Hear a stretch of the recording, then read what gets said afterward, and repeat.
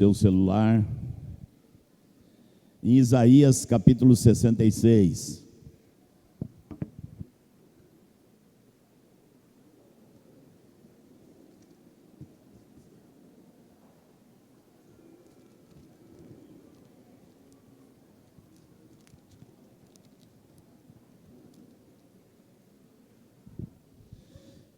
Isaías 66, nós vamos talvez chegar até o versículo 8, se o Senhor permitir, mas nós vamos começar aqui com um versículo, lendo apenas o versículo 1 e 2. E eu peço que vocês deixem as Bíblias de vocês aí no ponto, para que a gente depois avance o versículo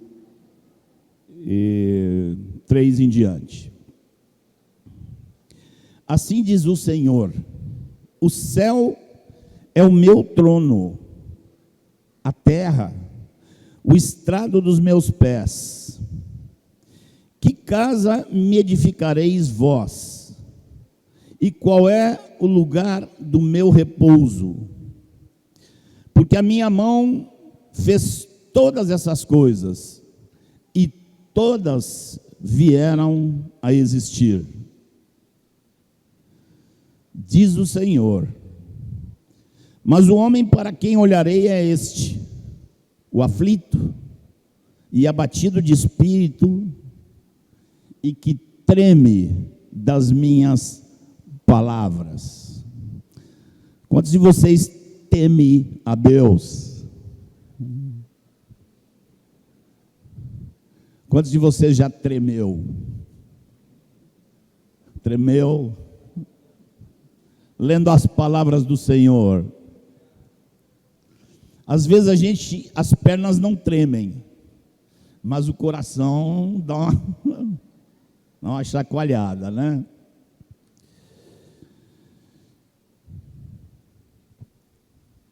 Tivemos uma reunião com jovens aqui.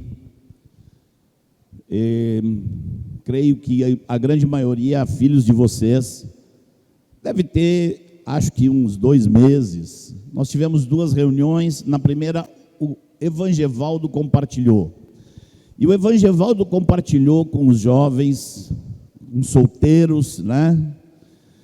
O Evangevaldo compartilhou sobre a carga, a preocupação dele, de que talvez muitos desses jovens que estão na igreja não conhecem bem nossos inícios, nossos começos, aquilo que pregávamos e insistíamos há 40 anos.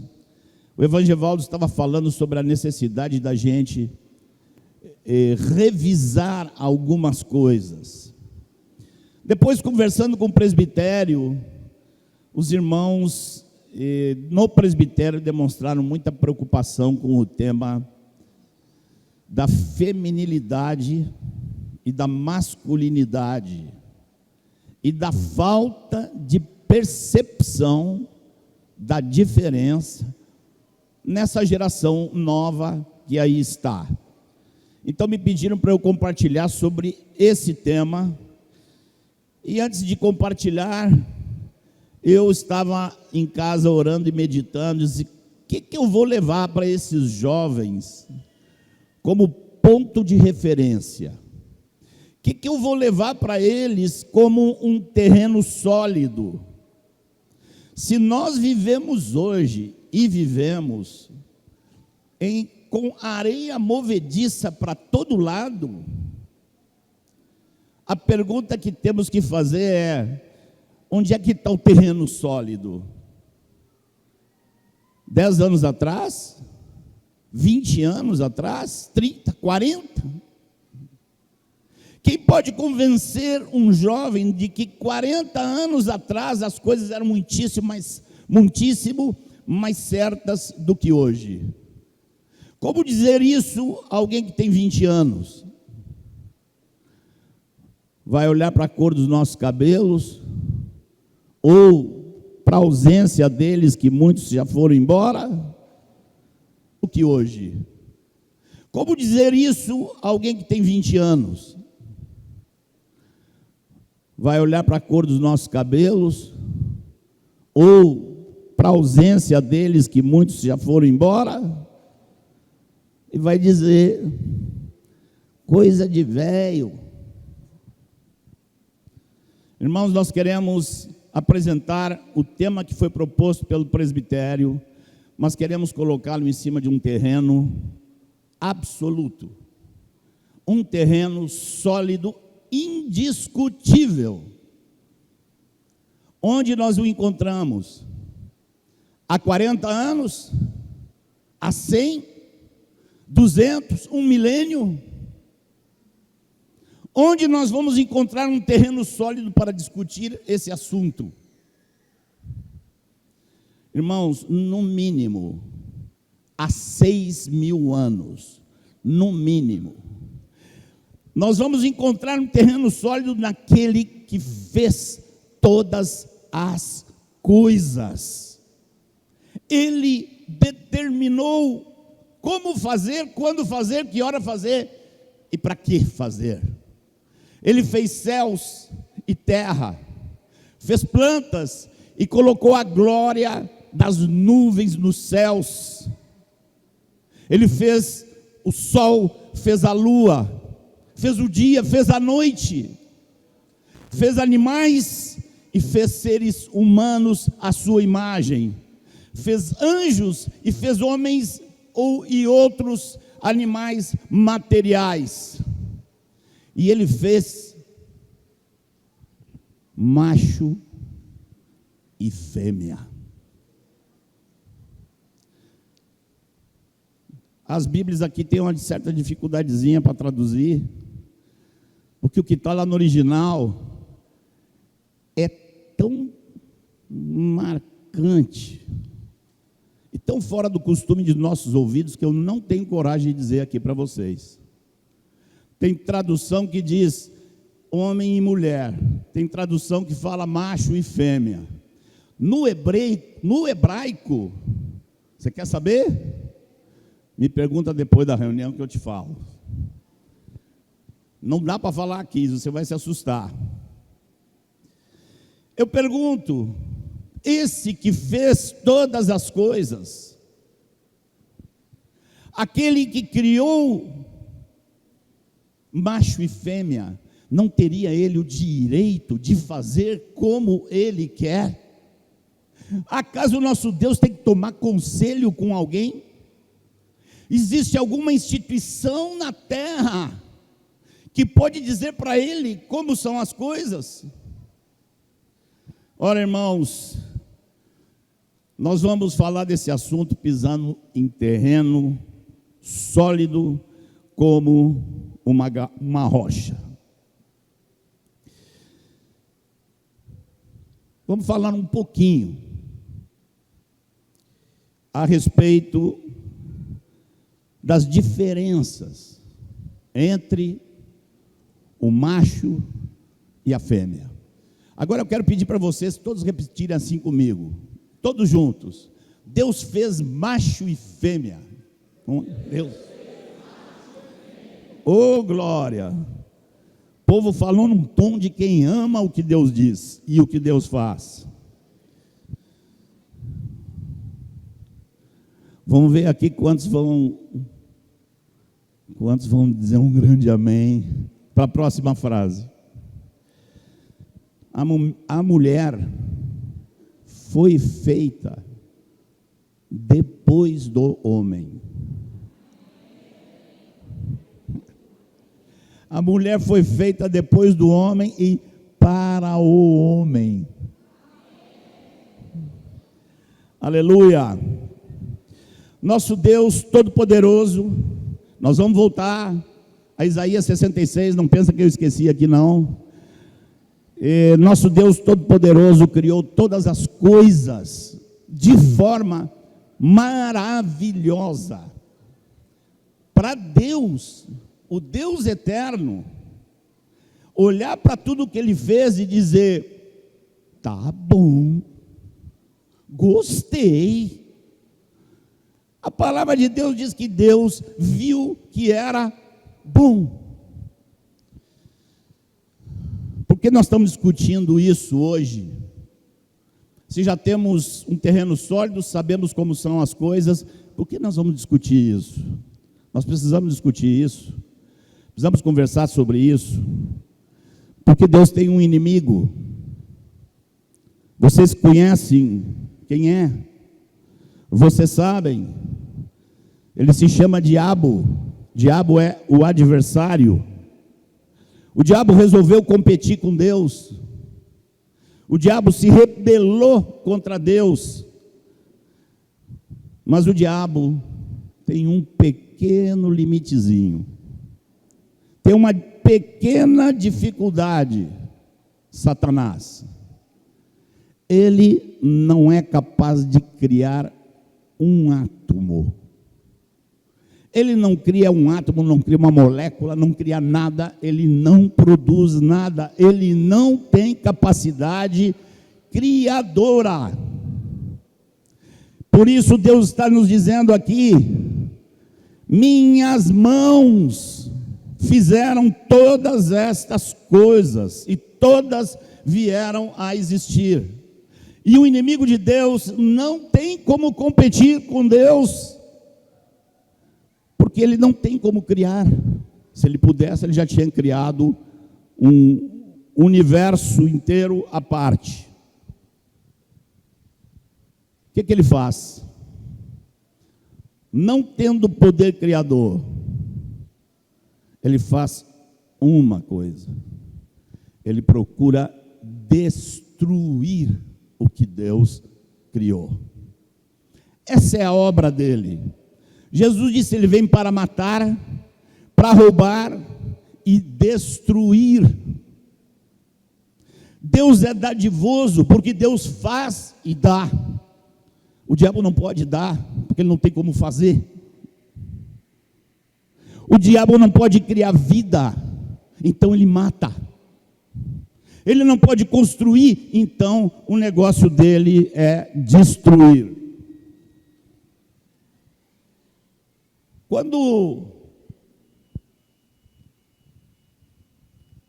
Deus formou o seu povo, retirando milhares de escravos do Egito, Deus já tinha que enfrentar com aquele povo todo tipo de destruição que Deus já tinha feito, que Satanás já tinha feito na história humana. E uma das coisas que o diabo procura destruir, e hoje multiplicou seus esforços, é que os seres humanos foram feitos macho e fêmea. E o diabo quer destruir isso. Deus é tão avesso a essa confusão, que quando ele deu suas leis lá para o povo que saiu do Egito, você não precisa abrir sua Bíblia, eu vou ler, vou citar para quem está anotando, em Deuteronômio 22:5, Deus diz assim: a mulher não usará roupa de homem, nem o homem veste peculiar à mulher, porque qualquer que faz estas coisas é abominável ao Senhor teu Deus. Estão vendo aqui o esforço de Deus para manter as coisas da forma que Ele criou? E é necessário criar uma lei para dizer quase que o óbvio: macho é macho, fêmea é fêmea, macho veste como macho e fêmea veste como fêmea. E se for diferente, Deus diz: é abominável a mim.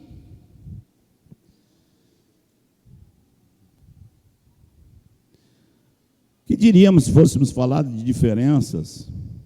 Vamos falar rapidinho para poder voltar logo para Isaías 66.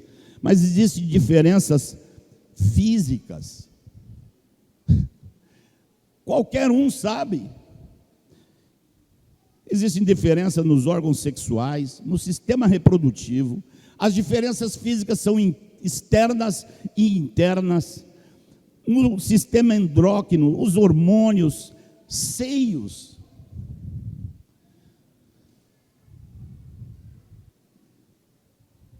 Todo o formato do corpo da mulher é diferente do homem.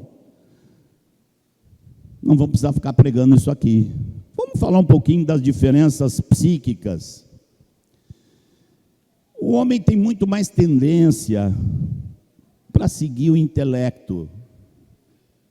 A mulher, em geral, tem uma tendência maior para seguir a intuição.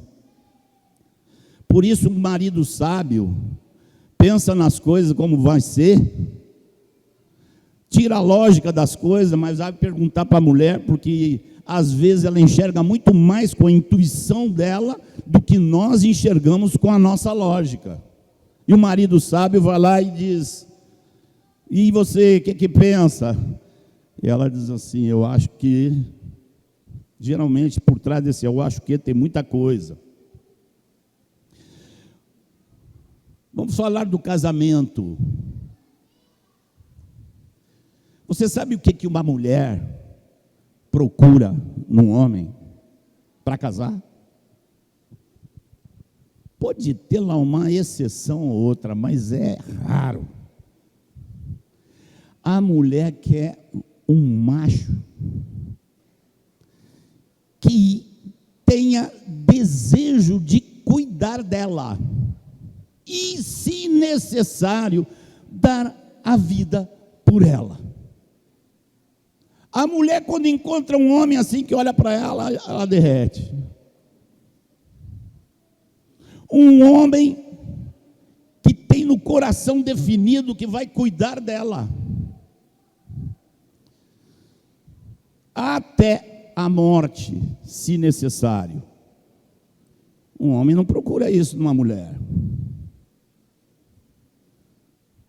Eu nunca pensei em Rejane dessa maneira.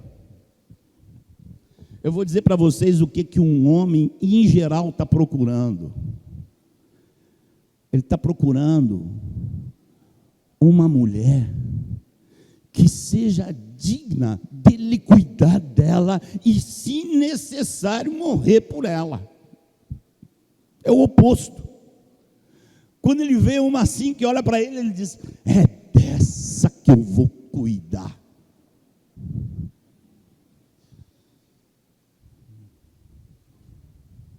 A mulher pensa muito mais no concreto, no prático. O homem pensa muito mais no abstrato. Você percebe como o homem está sempre pensando no futuro? Homem que é homem pensa no futuro e quer saber para que vai fazer e gosta de desafios. Um homem passa o dia, passou um dia, passou o sábado, o homem e a mulher foram dormir. Você sabe como é que esse homem está feliz? Esse homem está contente se ele sabe que o que ele fez durante o dia cooperou com os alvos que ele tem. Ele tem alvos em mente, ele é um sonhador, ele tem projetos, e ele sabe que naquele dia algo foi feito para avançar, e ele fica feliz. Você sabe como é que a mulher vai dormir feliz? A mulher vai dormir feliz quando ela sabe que todas as necessidades em volta dela, que ela podia atender, ela atendeu. Não quer saber de amanhã, depois da manhã. Meus filhos estão de barriga cheia e gostaram da lasanha que eu fiz. Pronto, ela está feliz. São diferenças psíquicas. Põe um homem e uma mulher para conversar, geralmente o maior problema é que o homem tem um monte de caixinha na cabeça, né? Eu não sei se todos vocês são assim, mas minha cabeça tem uma caixinha para isso, uma caixinha para aquilo, uma caixinha para aquilo outro. Quando eu estou resolvendo um negócio, eu olho aquele negócio. A mulher não tem caixinhas. A mulher tem todo um cruzamento de linhas e fios elétricos passando por ali, e de repente está num assunto, salta para casa e não entendeu. Estava nessa caixa, ela já pulou para o outro lado. Que maravilhoso é o Senhor. Que maravilhoso.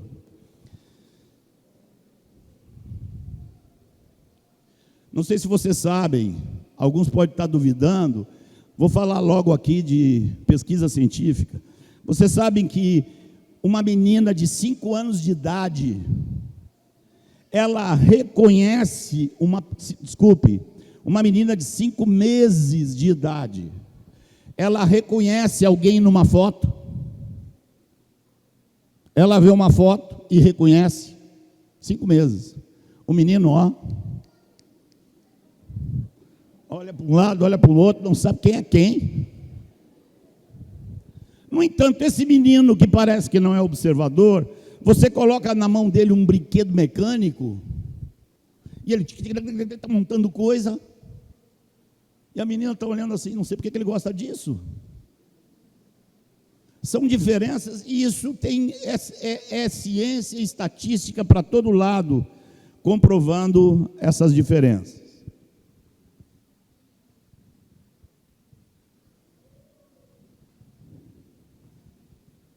Vamos à maior diferença de todas, a espiritual. A diferença espiritual. Por que tem tanta mulher na igreja? E tão menos homens na igreja? Por que você convoca uma reunião de oração, vem 50 mulheres e 2 homens? O que há? É simples demais. A mulher se converte muito mais fácil. Nós não vimos que a mulher está procurando um homem que cuide dela, que dê a vida por ela. Ela vai aqui, não tem, mas não tem, vai lá, não sei, mas não tem. Aí ela olha para Jesus, esse morreu por mim, cuida de mim, vai cuidar de mim. E o homem para chegar a Jesus, ele tem que reconhecer que ele é atrapalhado, ruim, incapaz. Ele chega lá, porque ele foi feito para dizer, eu estou na frente das coisas.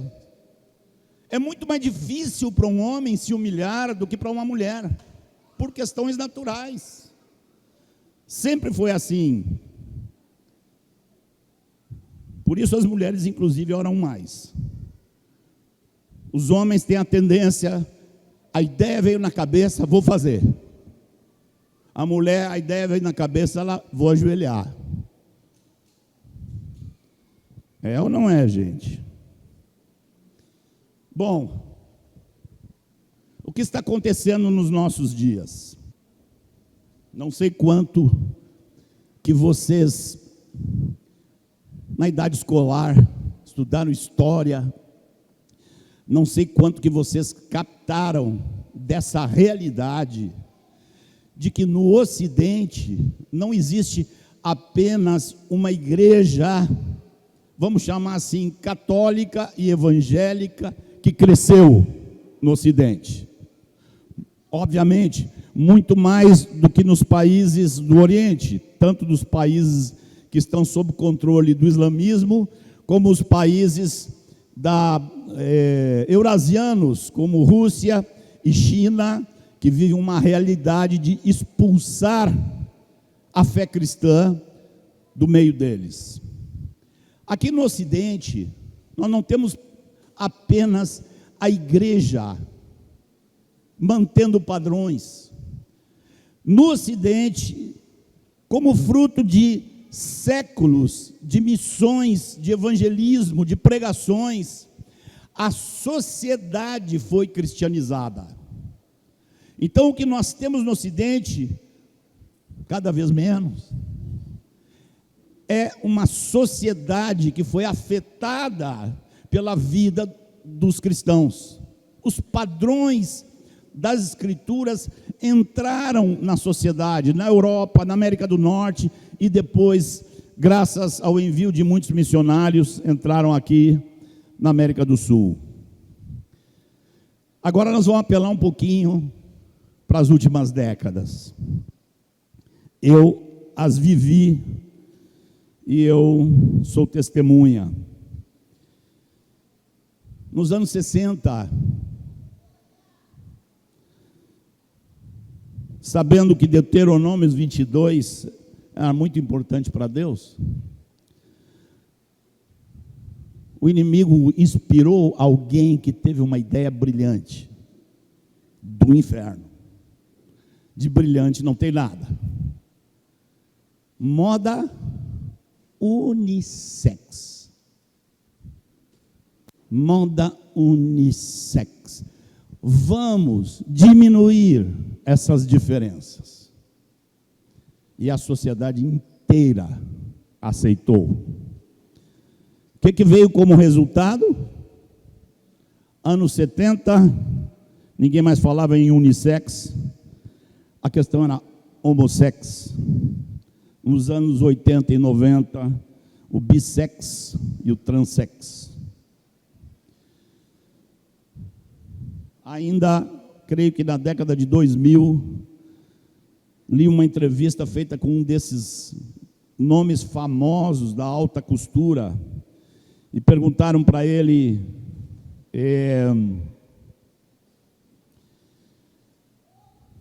qual era o objetivo de um costureiro de alta moda. E ele dizia, entre outras coisas, deixar a mulher feia e o homem afeminado. Costureiro de alta moda. Irmãos, vamos voltar a Isaías 66, então. Tendo posto esse tema como tema de altíssima importância nos nossos dias, deixa eu contar para vocês aqui a que contexto Isaías estava se referindo quando escreveu esse capítulo aqui, Isaías 66. Esse capítulo foi escrito séculos antes dos israelitas, os judeus, poderem colocá-lo em prática. Foi escrito muito antes do cativeiro na Babilônia. Quando Israel foi levado cativo à Babilônia, o templo foi destruído. Primeiro teve uma invasão branda, Nabucodonosor não destruiu tudo. E muitos, quando viram que Nabucodonosor não tinha feito como os profetas estavam dizendo, muitos em Israel disseram, viram, não era tanto assim, não era tanto assim. Os profetas exageraram. Passa um tempo, Nabucodonosor decide destruir tudo, e se cumprem as profecias.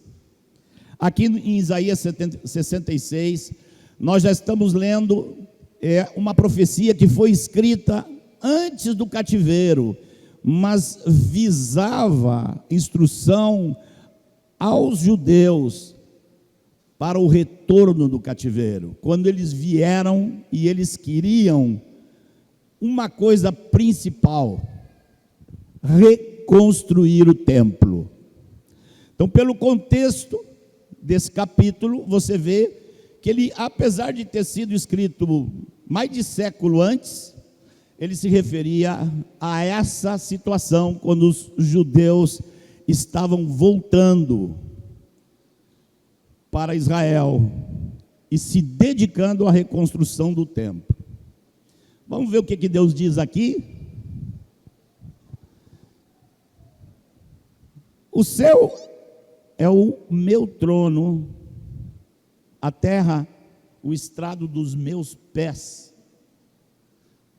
Vocês estão pensando em fabricar uma casa para mim? Que casa me edificareis vós? Qual vocês pensam que é o lugar que eu posso descansar? Vocês querem construir um lugar de repouso para mim? Porque minha mão fez todas as coisas. Vocês querem que eu more aí, para vocês chegarem perto de mim, e eu poder então olhar vocês novamente, cuidar de vocês novamente? É isso que vocês querem? Deus está dizendo, vocês continuam enganados. Não é por causa desse templo que eu vou olhar para vocês. Você, meu irmão, minha irmã, nessa noite, você quer que Deus esteja olhando para você, com os olhos em você? Deus diz, só tem um jeito. O homem para quem olharei é este. O vitorioso. Não. O aflito. O cheio de gás. Não. O abatido. Abatido de espírito. E que treme da minha palavra. Irmãos, nós trememos diante da palavra do Senhor, que nos diz que Ele fez macho e fêmea, e nós vivemos numa sociedade que quer calar isso, prender até mesmo os que falem isso, chamar a esses que dizem o que Deus diz, chamar a esses de odiosos, de estarem usando linguagem de ódio. Trememos diante da palavra do Senhor.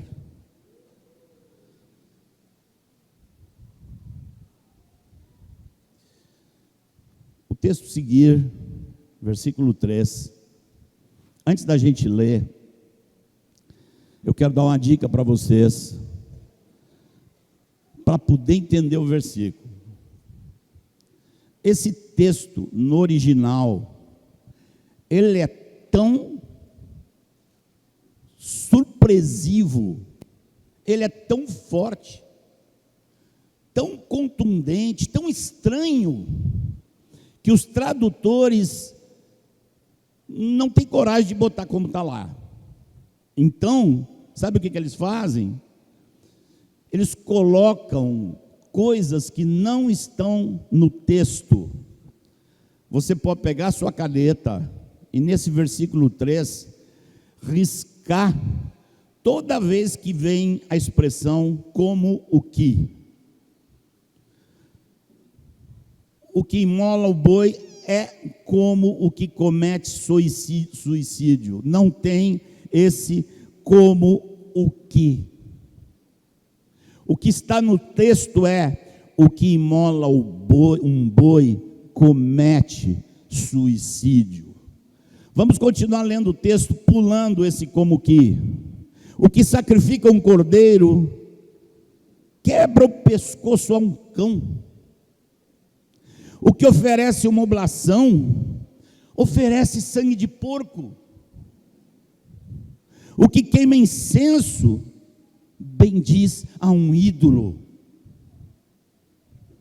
Como esses escolheram os seus próprios caminhos, a sua alma se deleita nas suas abominações. Como vamos entender uma coisa dessas? O que oferece uma oblação que queima incenso bendiz a um ídolo? Se Deus tinha mandado oferecer incenso no templo, do que Deus está falando aqui? Deus está falando aqui sobre mistura. Mistura.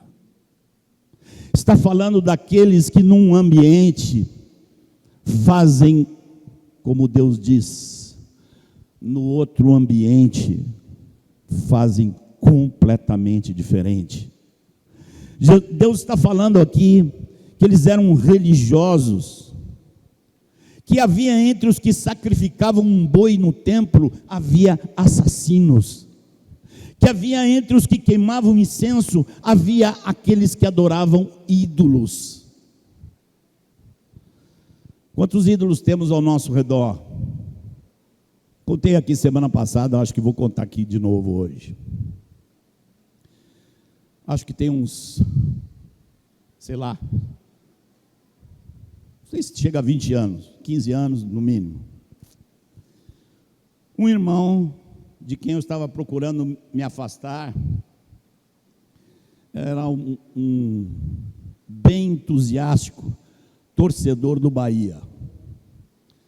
E como estava chegando no final de um campeonato, tinha um jogo do Bahia lá, que, não sei, não me lembro, parece que Bahia ia subir de divisão. Eu fui lá com ele. Fui por amizade. Eu não sou torcedor do Bahia, né? Quando nós chegamos, entramos por aquela entrada que tinha ali onde é a ladeira que desce ali. Entramos no estádio, chegamos nas arquibancadas e o lado de cá estava meio cheio, do lado de lá tinha um lugar, acho que estava mais vazio. O irmão disse, vamos para lá para aquele canto. Nós descemos os degraus até o alambrado e depois fomos caminhando ali por baixo, passando por trás de uma das goleiras. E quando nós estamos ali atrás das goleiras, nós estamos de frente para o povo que estava nas arquibancadas do outro lado. E nós estamos ali, e quando nós estamos caminhando assim, daqui a pouco eu ouço algo desse tipo.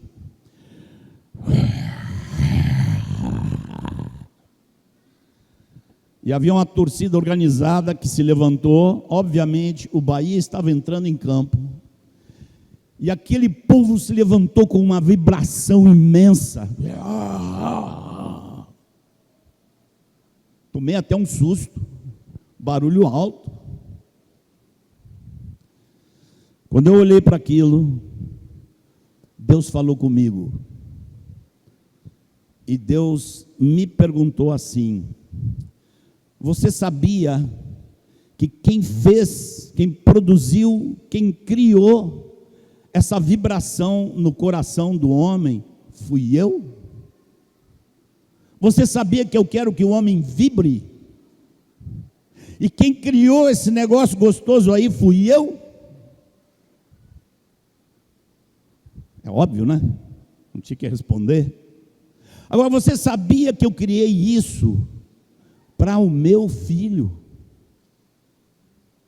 Era para esse povo fazer isso com o meu filho, e somente com o meu filho.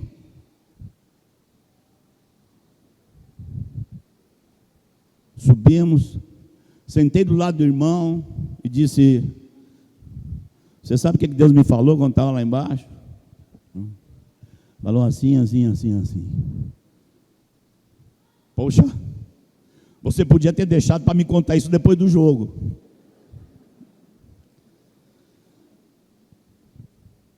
Eu não aprendi bem a lição. Passaram-se uns 5, 6 anos mais.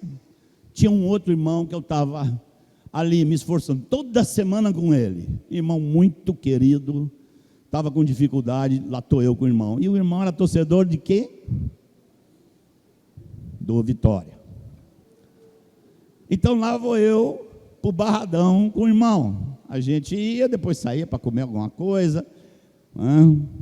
Eu acho que eu fui 2 ou 3 vezes com ele lá.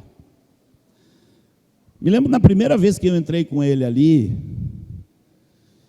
eu fiquei um pouco assustado. O estádio estava meio vazio, então você sentava um pouco longe, mas tinha pessoas assim, não era aquele negócio de gritar palavrão em coro, não. Tinha gente gritando palavrão em coro consigo mesmo o tempo inteiro, a 2 metros de distância. Eu me lembro que tinha um coitado de um lateral assim que perdia quase todas. Aí o cara passava por ele, o cara levantava e xingava: você não joga nada, seu. Aí lá pelas tantas, o cara acertava uma jogada, e ele levantava e dizia: agora você acertou, seu. É um negócio interminável. Passou o ano, eu fui 1 ou 2 vezes. No fim do ano, era uma situação onde esse clube do Vitória, se ganhasse, subia de divisão. Não me lembro que divisão estava, se era da terceira para a segunda, ou da segunda para a primeira. E eu fui com esse irmão. E eu quero que vocês prestem muita atenção aqui, nessa parte do testemunho. O estádio estava cheio, irmãos. O Vitória precisava ganhar. O estádio estava completamente lotado. Tem um morro ali, estava de frente, eu estava numa posição de frente para o morro estava lotado, estava tudo lotado, não tinha espaço para nada. E o Vitória começou a ganhar. O Vitória, eu acho que fez 1 gol, 2 gols, quando estava lá no terceiro. Aquele povo, não sei de onde eles tiraram, mas todo mundo tinha uma camiseta branca na mão. Não sei se estava no bolso, não sei o que eles fizeram. Mas o estádio inteiro estava assim, ou com um pano, uma camiseta branca.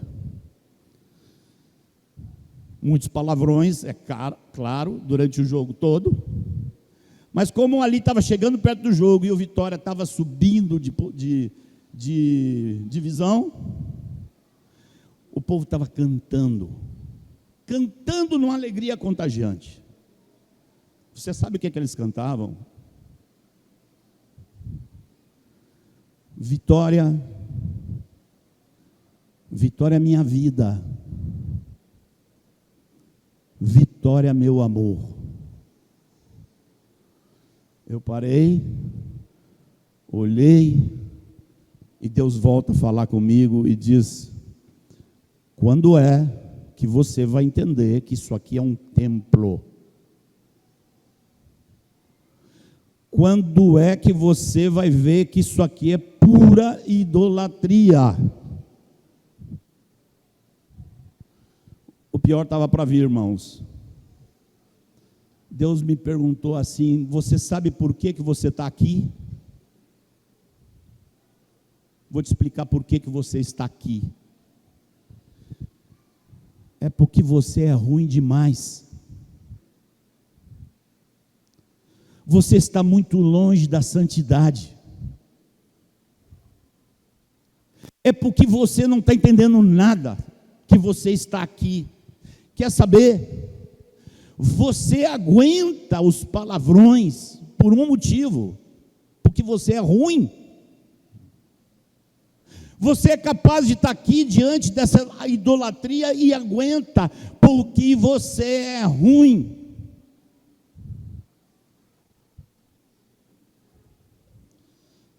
Mas Deus não disse assim: deu para você, acabou. Deus me disse mais uma coisa. Você sabe qual é o maior problema quando você vem aqui? O maior problema é que você me traz para cá. Eu estou dentro de você e você me traz para um lugar desses. Você aguenta esses palavrões, mas eu não aguento. Você acha que não é podre essa idolatria, mas eu acho que é. Você quer fazer o favor, me disse Deus, de me tirar daqui? Me arranca daqui, porque eu estou com nojo disso. Virei para o irmão e falei assim. O irmão baixou a cabeça e disse: vamos embora. E ele nunca mais foi nesse estádio. Ele que pensava que tinha motivos, percebeu que não tinha motivos para estar lá. Irmãos, às vezes não percebemos essas coisas que estão no versículo 3, porque não estamos com a mente de Deus. O que mola um boi é um homicida. Quantos na nossa geração têm consciência do pior de todos os homicídios, que é feito com aquela criancinha que está dentro do útero da mãe, e quando vê aquele instrumento penetrando, ela quer fugir e não consegue. Para nós, é só um aborto.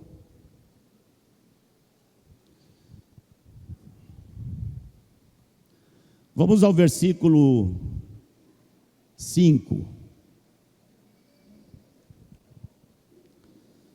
E com o versículo 5 pretendemos ir desfechando a nossa palavra. Ouvi a palavra do Senhor, vós, os que a temeis, vossos irmãos que vos aborrecem. Olha aqui o que havia aqui em Israel.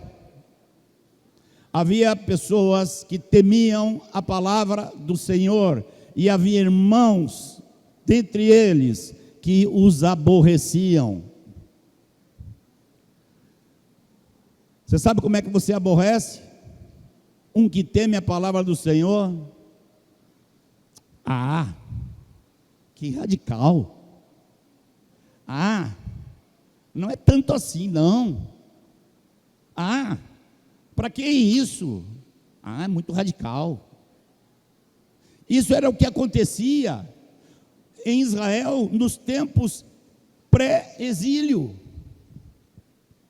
Os poucos que davam ouvido aos profetas temiam e tremiam. Os demais, que nada, você está exagerando. E quando eles voltam também assim, com muitos cheios de temor e tremor, e com aqueles que consideravam a esses radicais. Vossos irmãos que vos aborrecem e que para longe vos lançam, por causa do vosso amor ao meu nome, e que dizem, aqui ele vai mostrar um tipo de zombaria que havia: mostre o Senhor a sua glória, para que vejamos a vossa alegria.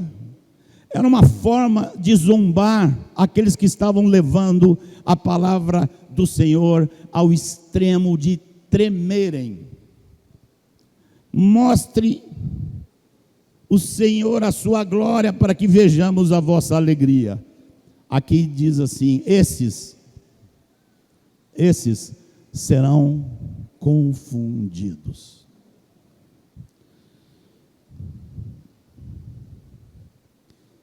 Eu perguntei ao Senhor, que palavra tem o Senhor para trazer ânimo e consolo aos corações dos meus irmãos? E o Senhor colocou uma palavra na minha mente que eu disse: Senhor, esse aí é o consolo? Isso foi hoje aqui enquanto cantávamos. Que veio ao meu coração dizer aos irmãos: irmãos, as lutas vão aumentar. As lutas não estão em projeto de diminuir. As lutas vão aumentar. Eu não sei até onde, eu não sei por quanto tempo, Mas digo a vocês, as lutas vão aumentar. E porque isso seria uma palavra de ânimo, eu pergunto ao Senhor. E o Senhor me disse ao meu coração, diz para eles que eu estou com eles. As lutas vão aumentar.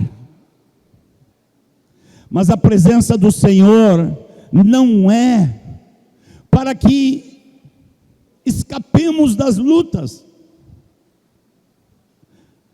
A palavra do Senhor para nós não tem a ver com facilitar a nossa vida ou facilitar a nossa pregação e a nossa vivência neste mundo tenebroso. A palavra do Senhor tem a ver que em meio a lutas crescentes, Ele está conosco. E talvez alguns de nós precise que as lutas aumentem. Porque, simples, porque Deus está num alto e sublime trono. Ele é o Criador. Quem sobe lá? Quem bota uma escadinha e vai falar com Ele? Como é possível ter os olhos do Senhor sobre nós se Ele está tão alto? Ele resolveu essa problemática de forma bastante simples. Ele diz: não queira subir nada, desça, desça. Talvez alguns de nós precisemos que as lutas aumentem, para que nos tornemos aflitos, abatidos e cheios de temor e tremor pela palavra do Senhor. Deus está formando um povo radical. Quando eu falei para os jovens, há um mês e pouco atrás, eu disse: o título da nossa pregação aqui é macho ou fêmea. Quando falei com os pais semana passada, Senhor, nós temos que acrescentar um título aqui. Qual é o título da nossa pregação de hoje? É tudo ou nada. Não existe meio termo na palavra do Senhor.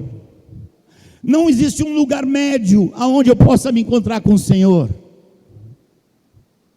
O único lugar que eu posso me encontrar com o Senhor é lá embaixo, reconhecendo a minha ruindade o tempo todo, reconhecendo a minha ruindade, sabendo de todo o meu coração que qualquer coisa boa ou positiva que possa haver é dele, é ele que fez. E a mim me cabe ir lá embaixo, e lá embaixo eu encontro um novo e vivo caminho para falar com Ele. Lá embaixo eu encontro Cristo anulado e crucificado. É na humilhação, no temor e no tremor que eu me encontro com esse Jesus, e Ele diz: aqui está escancarada a porta de meu Pai para você. Ele está olhando para você e eu também.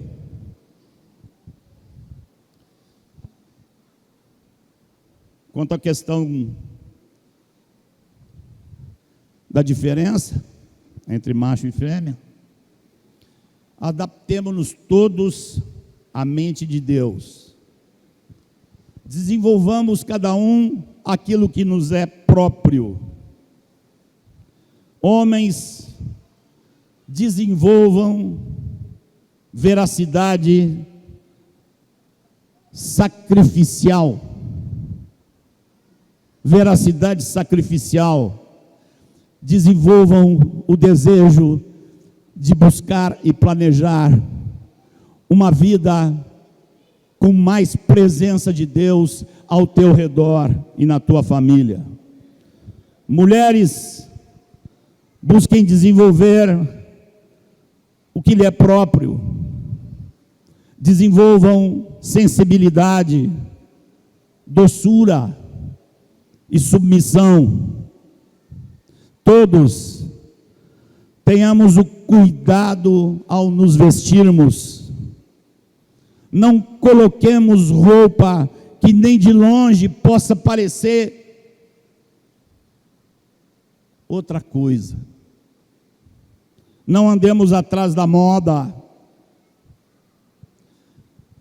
Nunca vi na Bíblia, não conheço história de um homem desenvolver sua identidade se enchendo de penduricalhos. Eu vejo na Bíblia penduricalhos, e penduricalhos eu não estou falando em sentido negativo, mas aquilo que você pendura na orelha, pendura no pescoço, pendura no pulso, pendura aqui, pendura ali. Isso é muito próprio das mulheres, que as mulheres se enfeitem, porque já são lindas e vão ser ainda mais se enfeitando. Os homens põem os penduricalhos longe. Sejamos radicais, irmãos, porque o nosso Senhor é um Deus de tudo ou nada.